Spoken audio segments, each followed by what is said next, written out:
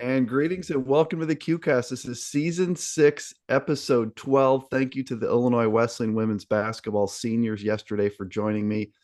And today I've got another serious hooper, a household name in Division 3 men's basketball, and that's Zevi Samet, of course, from the Yeshiva University Max. Zevi, it was great to see you a couple weeks ago in New York at the Max Stern. How the heck are you doing? Things are great. Thanks for having me on here. I think this is the first QCast where I've had someone like a hooper on game day. Tonight, the Max travel to Wesleyan up in Connecticut to play. How are we feeling about the big one tonight against a really good NESCAC team?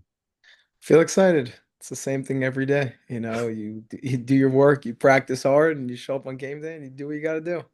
Compete hard and go try to win. The schedule that you guys have played, Zevi, is kind of nuts. Like when I look at you've played Randolph Macon, they're two, Mary Washington seven, Trinity's one, Tufts is 13, Illinois Wesleyan's 18. NYU's not rated. Massey has NYU 27. Wesleyan's really good. Obviously, they were a Final Four team. What has it been like, Zevi, competing against this gauntlet of a schedule? Yeah, for sure. There's pros and cons. I think overall, when you're a basketball player, you always want to play the best of the best. When I was in high school, I was competing with top Division 1 kids, and that's what I lived for. I was playing with Dylan Harper. We were going at it in runs, like Nas Cunningham. Like I was playing with all these guys. And like when you're a basketball player, when it just comes to basketball, you want to play the highest level of competition. So to win every game or win more games in a schedule and play lesser competition is cool, but as a basketball player, like you want to try to win at the highest level. So, I appreciate Coach Elliott and Akiva Poppers for scheduling an awesome schedule against, the top teams. It's obviously degrading a little bit as an emotional, person that when you play such a high schedule like this, hard schedule, and you don't win those games, you kind of feel like you're not a team as good as you thought you were. When you look at your record, at the end of the day, all people care about is our record. We were a couple points away from winning these big games and being nationally ranked. And then when you don't even make the top 25 and you're not even close to that. So it makes you feel a little bit like, this is a record. We can't, like, not that we can't compete, but we struggle to compete and finish these games.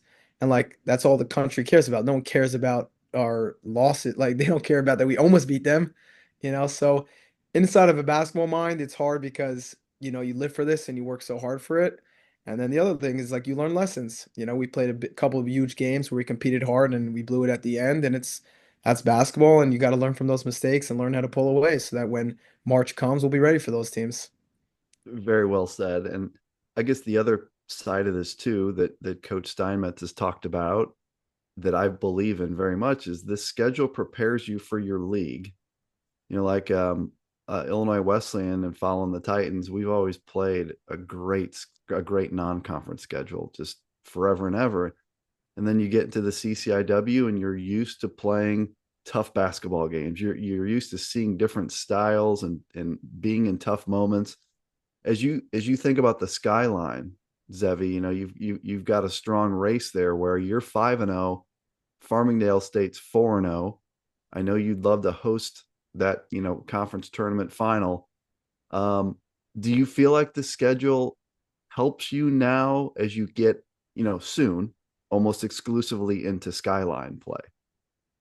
I think for sure. I think we learned, like, especially like a team like Trinity and Randolph-Macon when we played them, they took a 15-point lead and there was no coming back. And they showed that to us. They showed that when they're up by 10, they're up by 15, we're going to show you how we're going to pull away and we're going to, like stamp on you. And I think that's something that we have to learn for us in the Skyline. Sometimes like we play lesser teams and Skyline teams and we play down to them because we feel like when we play Illinois Wesleyan and Trinity, we have to play our A game. And when we play these other teams, we can play a C game and try to, find our way out of there. And it's just something that we learn by playing these bigger and better teams that when you have a 10-point lead, you got to keep going and pull it up to 20, 25. So I think Right. those games taught us, the ones that we lost by a lot, that we can do that too in our conference.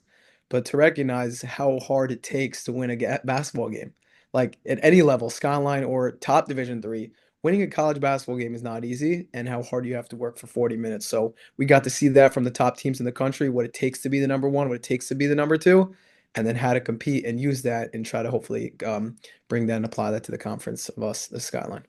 Based on your schedule, you guys are in kind of a unique position to evaluate some of these teams. And just one I wanted to ask you about was Trinity of Connecticut. They're the defending national champs. I think what they do so incredibly well is defend. Like when you watch those guys defend, they just really get after it. They're ranked number one currently. Again, they have the national championship trophy back in their trophy case. What were your impressions? That was a game in your building. What were your impressions of Trinity of Connecticut? For sure. I think when they first came, like just to warm up, I was like not even focusing so much on our warm up. I was just like blown away. I mean, the coach was looked like it was literally a military academy. Like we're there and like the coach is there wearing shorts and a t-shirt. An hour, like 45 minutes before the game, they're running a practice. And they're going hard contact, boxing out drills, and they're communicating and they're loud. While like every other team is just, doing layup lines, working on some shell, getting your body moving. They're blowing a whistle. They're like competing. And I'm like, this is insane. And as the game came on, like we were competing, we were playing hard. And it was pretty close a little bit towards the first Yep. half. And I remember one time, like I made a three, and the coach pulled over the guy who was guarding me, started yelling at him. And like I went into the conversation to hear it a little bit. And the coach was really upset. He was like staring me down. And I went over to him after the game and I said, coach, like I didn't want you to think at all like I'm not that guy that's trying to like butt into the conversation, but I just wanted to hear your approach of what you say to a guy who gives open a contested three. It wasn't wide open, it was a contested three that I made. And like what you would say to him. And like I just said, I appreciate your approach. And I think that a program like Trinity, their whole approach and the way they're coached and the way they're disciplined is a way where, yeah, they have so many guys that can play. So the first five got tired or didn't get tired, they had another five, and they just wear you out. So over time, when I'm playing 25 minutes and they have fresh legs, over time, they had a lot and they're very well coached and it's a great program. Yeah, it's and that's a great. I love hearing you say that. You're very perceptive. I've noticed that. The first time that I met you when you guys played at Illinois Wesleyan, and then just talking to you a couple of weeks ago, it seems like you are very perceptive. It seems like you're picking up things on the floor all around you. Is that something that's kind of always been part of your game? Just like being interested, like you mentioned, in that interaction between Coach Cosgrove and his player. Yeah, for sure. I think I mostly got that when I was in high school, playing with these top Division 1 kids, some of which are in the NBA. I was a Jewish kid and a Jewish kid who wasn't as athletic, smaller, skinnier, and I was able to shoot. And when I was playing with these guys, I wanted to understand what it takes to play top Division 1. What does it take to get a scholarship at a top, 5 power school and all these kind of things. And I think like when I got to college in D3, it's cool to see every coaching style is different and every team is Right. different. And it's just something that I want to take into my career going forward to hopefully play ball in Israel and just being a good, like hopefully one day a father and like a husband is to understand your scenarios, your situations, your environments, and how to adapt and how to learn from everybody around you. One of the, biggest things that I like to learn in Judaism, one of the books, it says that what's someone that's wise, the Jewish perspective of a person that is wise is a person who learns from every person. And that's something I try to live my life by. I want to understand other people. I want to see how people do different things and take a little bit of everything and put that into my own life. So yeah, Yeah, again, just very well said, and something I've noticed about you over the years, even just watching you play on the floor. So that's interesting to hear you talk about that. Um, in terms of where you are personally right now in the season, you're having another monster season, 21 points a game, 4 rebounds a game, 2 assists a game, 2 steals a game. You shoot the three incredibly well. You're one of the toughest guys in Division 3 in terms of perimeter guys to defend. I know just in talking to our coaches about how they were trying to prepare for you. It's really hard when you have a guy you cannot leave anywhere on the floor. And oh, by the way, you have to watch for the back cuts. Do you feel good about your game here as in your senior year? Are you personally where you want to be as a kind of a basketball player right now? Great question. I think one of the biggest things for me in the off season was just to get in shape and to really just nonstop running. The coaches would tell me the second you take a break, they take a break. And it's hard to guard a person for 40 minutes running around. Right. I mean, look at Steph Curry in the NBA, he's impossible to guard. So the coaches just said, watch Steph Curry and watch how much he runs. And you have a shot, shoot it. And if they overplay you, now you're going to go finish at the rim. And I think for myself, sometimes you put yourself in a mode of expectations, which is good and bad. It's good in a way where you expect yourself to be better. Right now I'm probably shooting around somewhere in the low 30s from three. And in my mind, it's like, no, I'm a high 30, 39, 40% shooter from Right. three. And your expectations are you get frustrated when you miss these shots, but you recognize that it's a game of basketball and people are guarding you a lot harder than ever and stronger than ever, and they don't want you to shoot threes. There are many games this year that teams are just like, you know what, finish at the rim. And, I Right. got to get my buckets there, and they don't want you three. So, like in my mind, I'm like, well, what happened to my 10 shot attempts a game? I'm like, I am used to that. So, I think it's like learning how to adapt and learning how to adjust. And, a defense plays you one way, you got to learn how to adjust to that. And I think that's probably been one of my biggest parts of my game this year, different of teams want to take away the three. Okay, I'll finish around the rim and I'll finish in pull-ups. Now you want to take that away. Now I'm going to shoot threes. And it's learning how to adapt on the fly and see how defense reads you. But to recognize at the end of the day, you can't control how many shots you make in a game. You can't control how many points you really score. It's all you can control is how much practice you put in. So I do the same thing every day. I get my work in and try my best each game. Am I playing the way I want? Thank God I don't look at my stats to know every little detail. Otherwise, it would be impossible for me. But I think it is powerful to know that maybe when people tell me I'm shooting under my percentages, it's a good fuel to keep putting in work and do what I could in the off and like on the when it's not game time. So when game time comes, I'm ready. I think 3-point percentages can be misleading because, like our guy, Cason Lawrence, who's a really elite shooter, he's a guy that people have to leave open because we dump it down to Noah Cleveland and we swing it, swing it, swing it, and boom, there's Cason, 5, 6 times a game shooting a three. And when he's shooting a three, a lot of those are pretty open. Like you never, ever, ever have a three that's some like one or two guys are not chasing. I think about the threes you hit towards the end of the Illinois Wesleyan game from opposite corners. Just that like both of them were step backs, and there's guys draped all over you. So I mean, yeah, if you're shooting, I don't know what your percentage is. If you're 32, 33%, and Case and Lawrence is 40% right now, I think that's I think it can be misleading. You know what I mean? Because you would agree, Zevi, you have guys draped all over you wherever you go on the basketball floor. Sure. Let's I think talk. it's Yeah, yeah, go ahead. yeah. No, I think it's just cool is like when I go work out in the gym, sometimes my mind says, Zevi, let's just do some catch and shoot. And I'm like, that doesn't work for me, and it's like I'm in the gym practicing and everything is step back, fadeaways, and just try to master that so that when the game comes, like realistically, those are the shots I get. So I think it's cool, but you gotta keep working. While we're on the topic, the Illinois Wesleyan game, I'm not sure really what to say about that. Well, first of all, let me say this. Let's start with the Illinois Wesleyan kind of the series that we have going on here.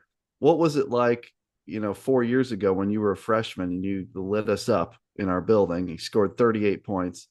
What was it like playing at Illinois Wesleyan? That's a different kind of place for you guys to play. Traveling, that far into, the middle of farmland. And you're like, what the heck's going on here? What was that like playing at the Shirk Center? Yeah, great question. It's actually cool because I said the story many times and never on, public. So it's cool I get to tell you. And you're part of Illinois Wesleyan, so I think you'll appreciate it. First of all, when I got there, I'm like, if this is what all D3 facilities look like, I'm in good hands. I'm like, this is cool. The facility was insane. I was just memorized, like mesmerized. I was just looking around everyone, I'm like, this is so cool. And I think the coolest part about it was when we were warming up, they had one of the other teams there. I don't know if it was the football team or something in the front row. and they were trash talking all of us during layup lines. They're like, number 20, I was 21 then, like, number 21, you're this. And they're like, to one of the guys on the team who looked like Nico Mannion. They were making all kinds of names and things. And I was like laughing. And I remember the game started and like I made a shot and then I airballed a three and they let me know when I airballed that I airballed.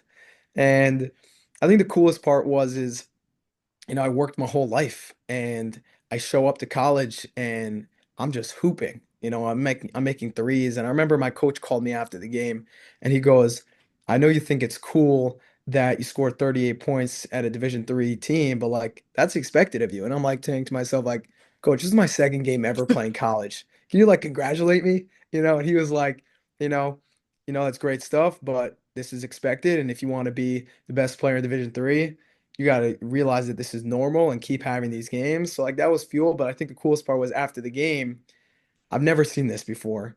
That I think all five of the starters of Illinois Wesleyan wanted to take a picture with me. And I was like, I've always seen fans want to take pictures with me, but not players that I just played against. And I was like, this is so cool. And then all those guys that were trash talking me in the front row all came to ask for a picture. I'm like, look who's talking now. Um, I think it was just cool. It was a cool experience, and I think the hospitality and the love from the fans and everyone it was a great sport and great character about it. How much they appreciated us, and people came over to me and said, we loved the game and we loved your game, and thanks for being a great teammate and a great player, great opponent. And I think it was just overall the two. It's like a friendly rivalry, team. Like as much as there's like a lot of beef on the court about like who's gonna win, but I think beyond the court, everybody gets along. The coaching staff, the athletic directors and all of that.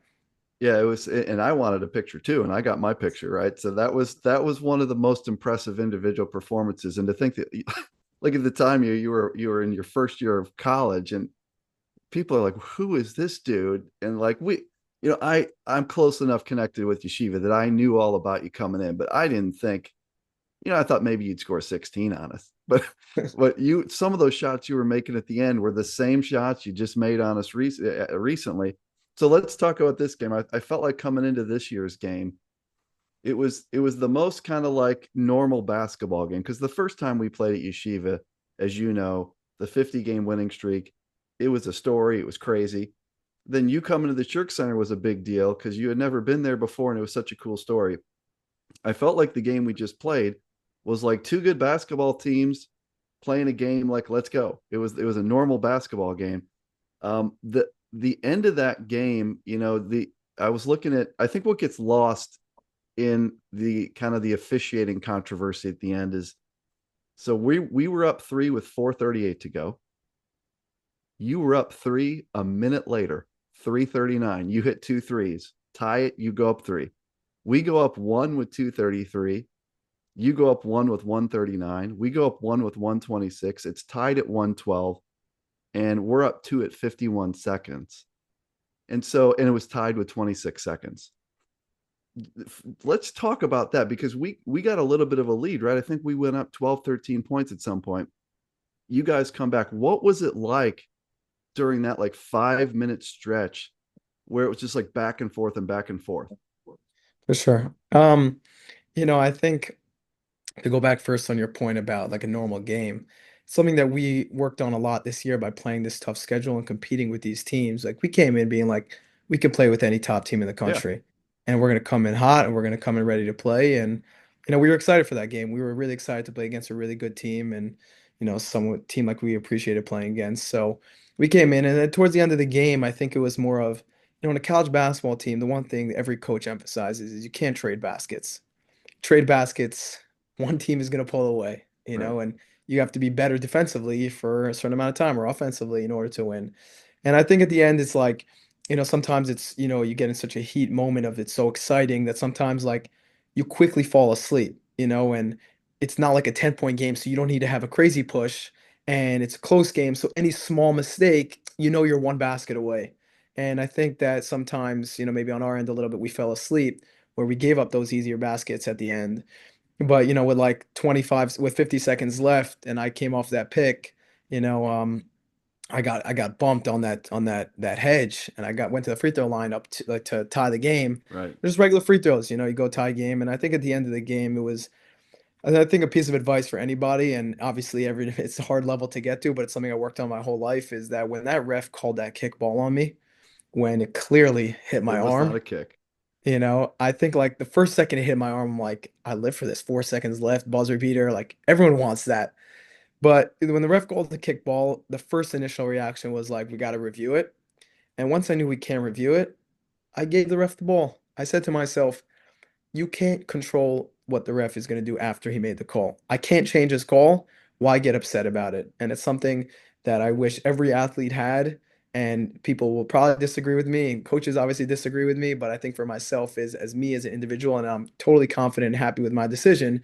If I can't control the call and I can't change the call, I'm not going to start yelling at the ref, and I'm not going to start letting him know how bad of a call it was. I'll ask him nicely. I told one of the refs, was like, you took away my game winner, and he's like, I didn't call it. It's the other. So I'll say something nice and gentle, but if I can't change it, why argue? Why potentially, put myself at jeopardy and get a technical for no reason? And at the end of the game, I didn't really see what happened.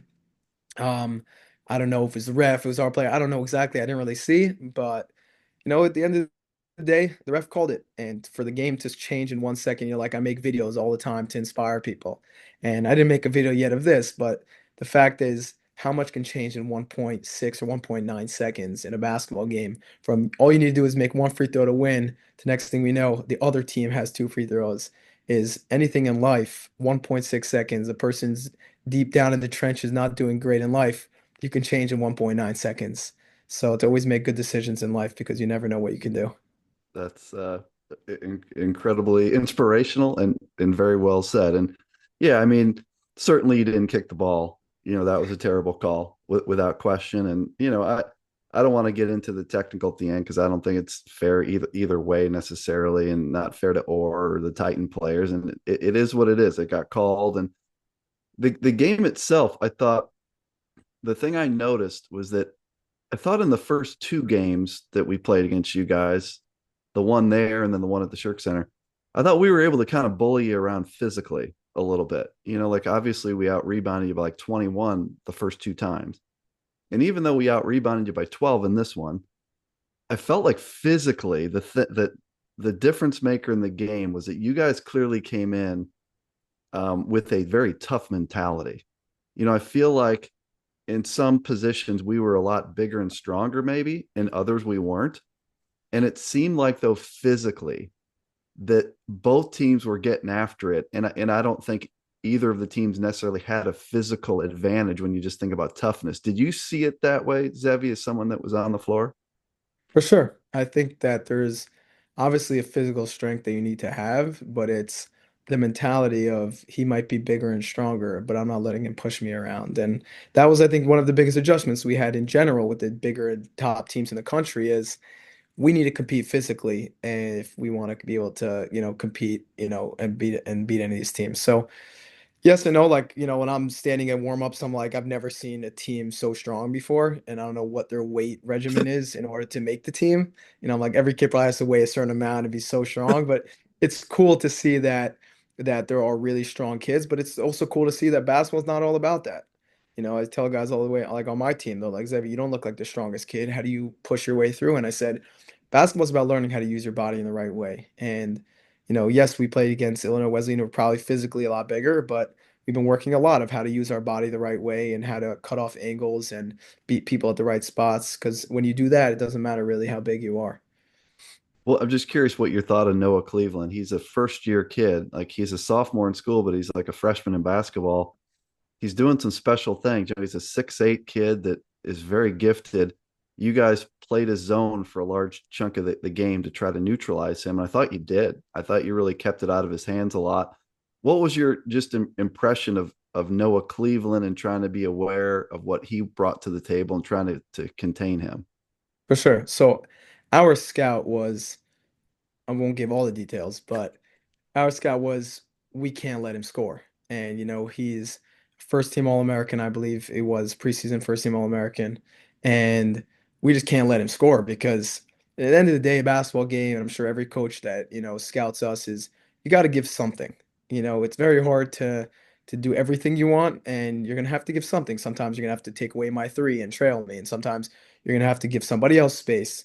So our job was we really got to take him out of the game, and I think for a great portion of the game we really did. We were Yeah, really solid, and we didn't let him get to his spots, and we knew which ways we wanted to force him, which ways we didn't, and we came in with that game plan. And like it happens to all good basketball players. There are the games where I don't score as many points as I want to because the team takes me out. So it's to recognize that, you keep doing your thing, and sometimes it's somebody else's opportunity. A team wants to take me out, no problem. I'll get somebody else open. I'll get someone else the ball that will score, and you'll be like, why are we doing that? And then you'll have to get off of me. So according like to him, it's just cool to see like he didn't score probably as many points as he wanted to. He still had a good game, but to recognize that a guy like that can be such a threat and doesn't have to sit on the bench. Sometimes when a guy doesn't score the points he wants, okay, we'll have somebody else play for you. right. But to see that he kept at it and kept playing, like that's what makes great basketball players. Yeah, I thought the attention that you had to spend on him in the second half, I felt like our guys did a really good job against your zone to the point where you eventually had to come out of it. And he made some big baskets late, and I think when you were in man. So it was a great game. Huge shout out to your father, to your grandfather who came over to my wife and I and said very nice things. I think that's one of the cool things about the series that we have going. I don't know if it's a rivalry or a series with Yeshiva, but bigger than basketball is what Elliot likes to say, and I think it applies to Illinois Wesleyan versus Yeshiva. That was very cool.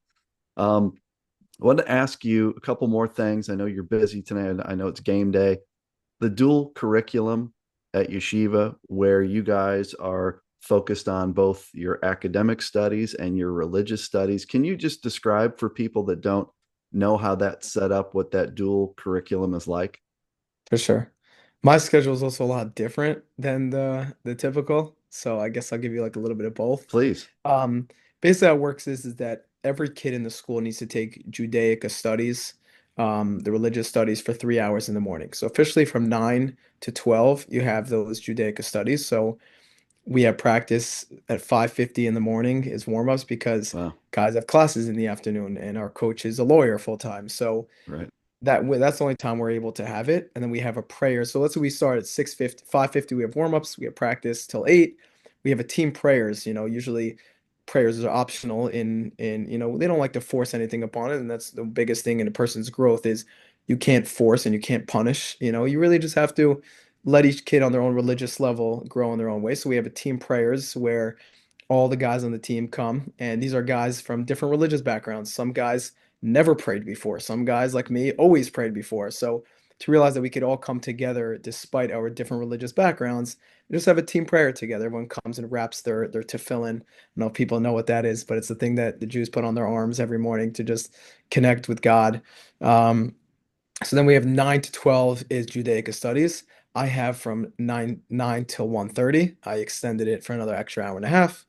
Then guys have classes anywhere from the 3 p.m. or 1:30 p.m. till 8 p.m. range. So some kids have two classes a day, some kids have three. And some guys get in basketball work in the afternoon, and then some guys later at night. But we also only have one gym, so the college students want to play also.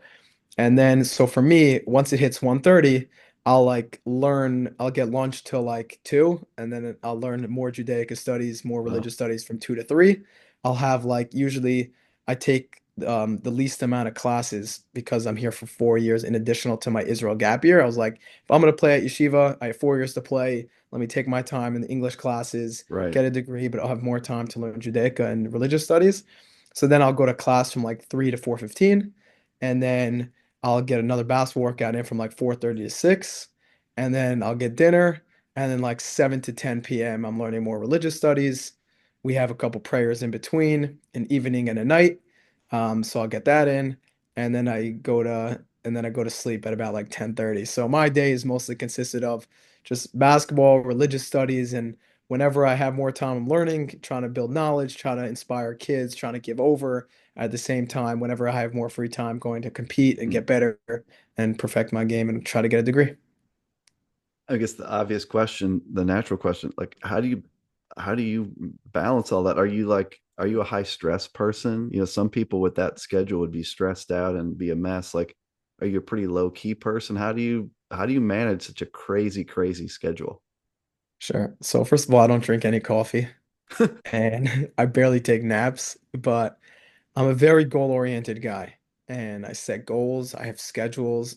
and I don't want to go to sleep until I finish my schedules. I think it really came when it was COVID. I was in 11th grade, and I remember watching like Cobra Kai, which is if you watch the three Karate Kid movies, they came out with Cobra Kai. I don't even know what they're up to now, but I watched the first two seasons of Cobra Kai the first week of COVID. And I remember saying to myself, there is no way I'm doing this ever again. And since 11th grade, I can't count on my fingers how many movies I've watched.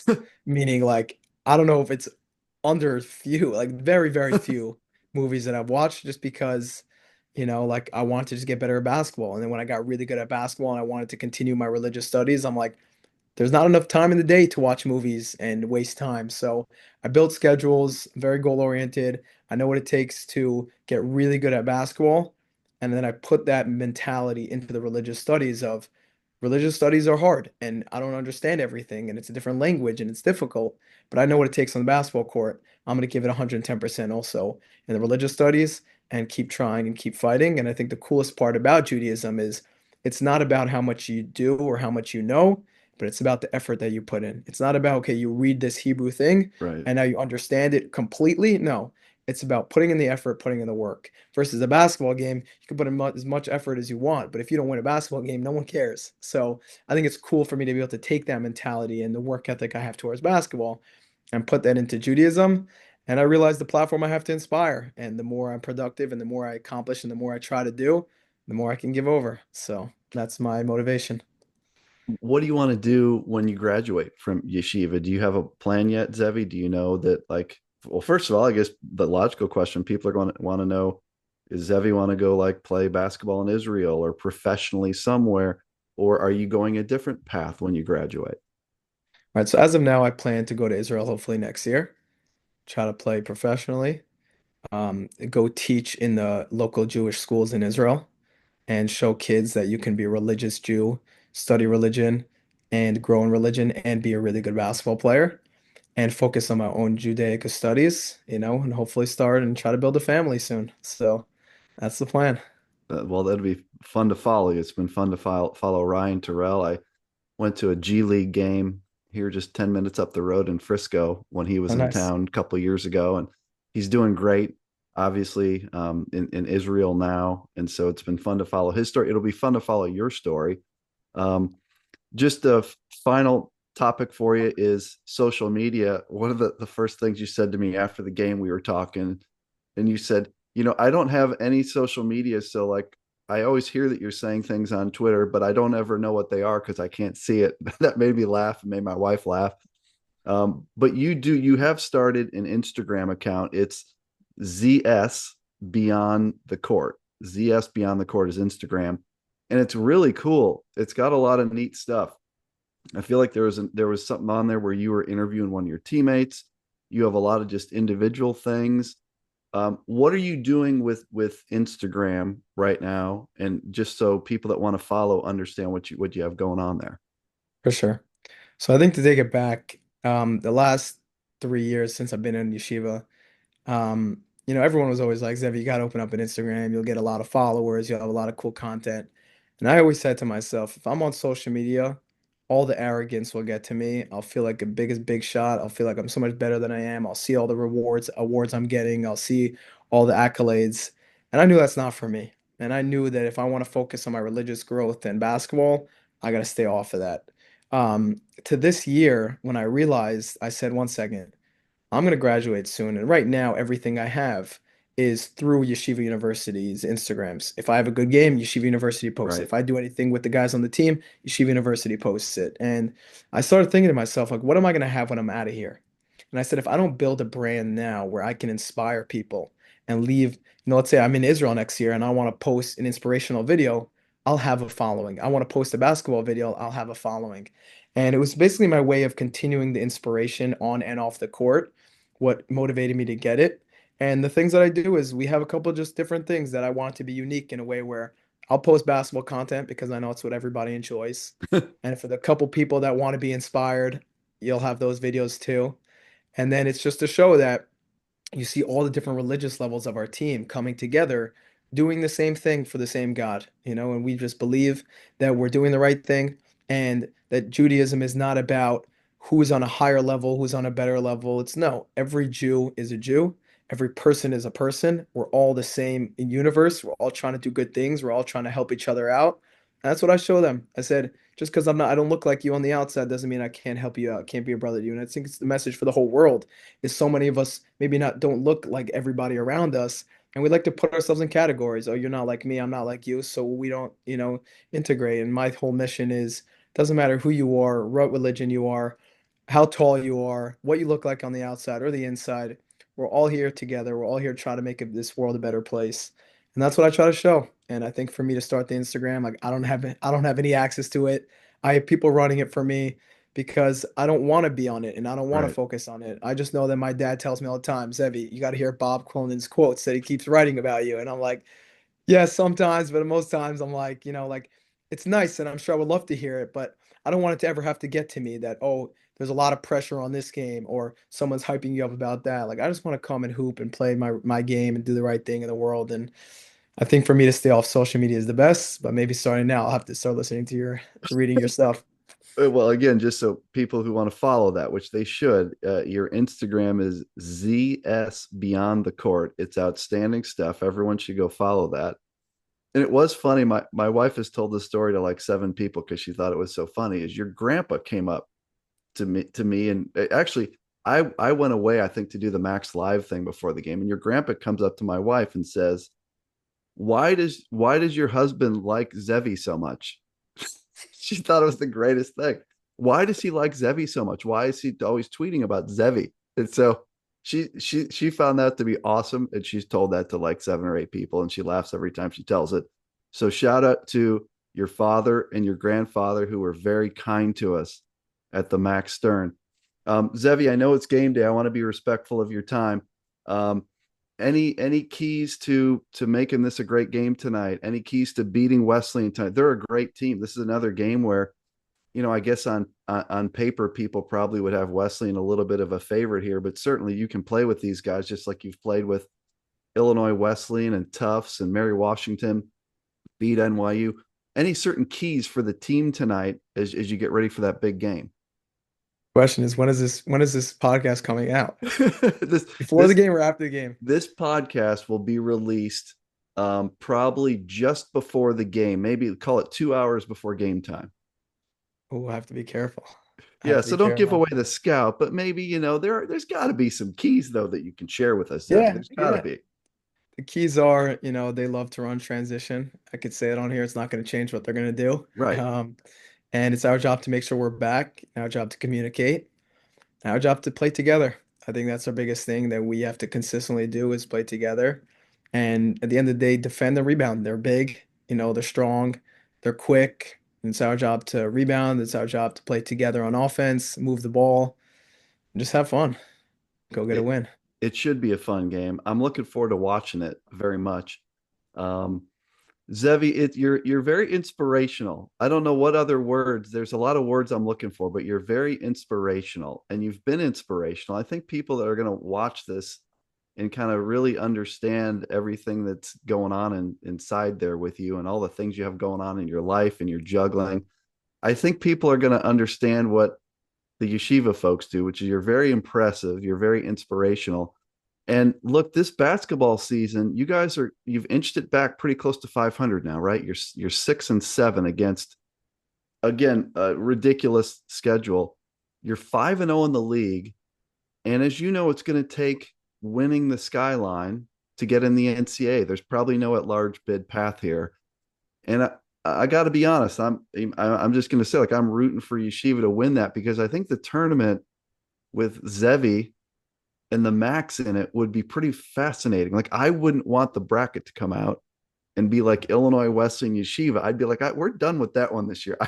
I don't want the step back threes. Is playing in the NCAA tournament this year? Is that? I mean, that's probably an easy question, but is that a huge priority for you guys? For sure. We know we won the conference last year, and it's cool to win it again, but we know that's a given for us. We got to win again. And now it's our last year. Most of us, we have like 11 seniors right now. And it's our last ride, and we're just excited and, go win the conference and go try to compete in the tournament and go win some games, something we didn't do last year. We're ready to do it this year. You definitely can play with anybody. You've proven that. And so that's why I think it'd be fun to see you guys get in the tournament because you're such a unique matchup. Like we couldn't guard all your back cut stuff. Obviously, we were getting toasted on that. We're one of the best defensive teams in the country, but we had no chance against that stuff. And so I would love to see you guys get matched up and have some cool games in the tournament. Well, I'll definitely be rooting for you. We'll be rooting for you tonight and the rest of the way. Zevi, the guest always gets the final word here. This is something that Mr. Dave McHugh has told the podcast world, and the rest of us follow. The guest always should get the last word. So, Zevi, what would you leave people with? Now, remember, Yeshiva Nation's going to tune into this. Your fans are absolute psychos. If they know there's a Zevi podcast, they're going to watch it like 3 times. So they're going to be watching. D3 Hoops Nation's going to be watching. What would you leave us all with today, Zevi, on the QCast? I'll say two things. First of all, we're ready to play anybody. Excited to see anybody we play in the tournament. Get ready, we're coming. And number two, the biggest line I probably live my life by is anything worth anything requires hard work.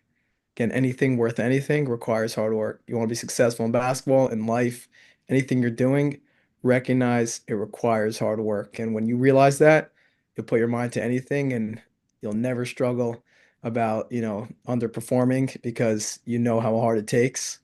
And that's just what I live my life by. I get up in the morning because I understand, trust me, I would want to go to sleep and sleep a little bit more, but I recognize what it takes to be successful. Sometimes I want to take off practices. Sometimes you want to be lazy in games, but like lazy in the religious studies. Let me just go take a nap. Let me miss an hour. But to recognize I live my life by anything worth anything requires hard work.